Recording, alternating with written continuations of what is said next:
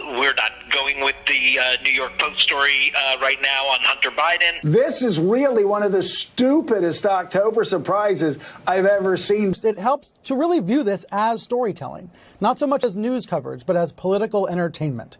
NPR explained, we don't want to waste our time on stories that are not really stories. Who even thought to make that story up? It's a story that many intelligence experts say has all the hallmarks of a foreign interference campaign. It looks like it's tied to Vladimir Putin in Moscow. This is a Russian intelligence disinformation campaign. It's foreign intelligence operation. Foreign intelligence operation. Russian intelligence. Rudy Giuliani was not fed passively Russian disinformation. He ordered it off the menu. Steal the information with a cyber attack, get the emails from Hunter Biden's account, and then put them on these laptops that are left at a repair store.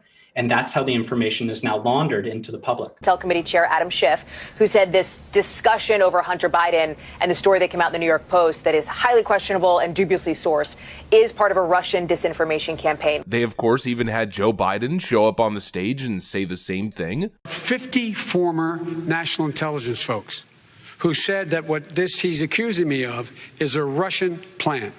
They have said that this has all the 5 former heads of the CIA, both parties, say what he's saying is a bunch of garbage. This is classic Trump.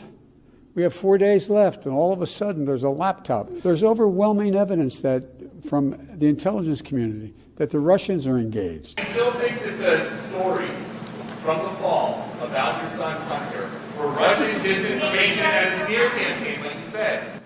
Yes.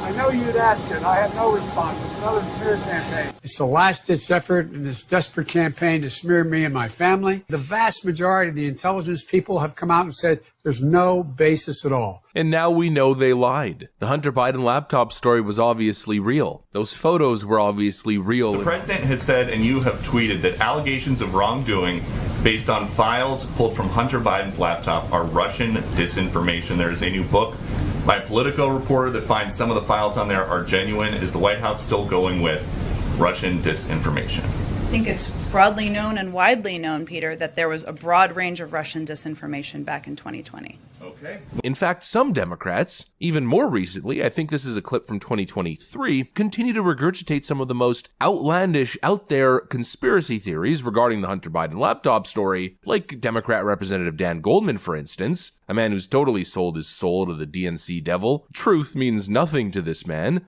You have no idea. You know hard drives can be manipulated. Are you suggesting the New York Post could participate in a conspiracy to construct the contents of the Hunter Biden laptop? No, sir. The problem is that hard drives can be manipulated by Rudy Giuliani or Russia. But what's the evidence that happened?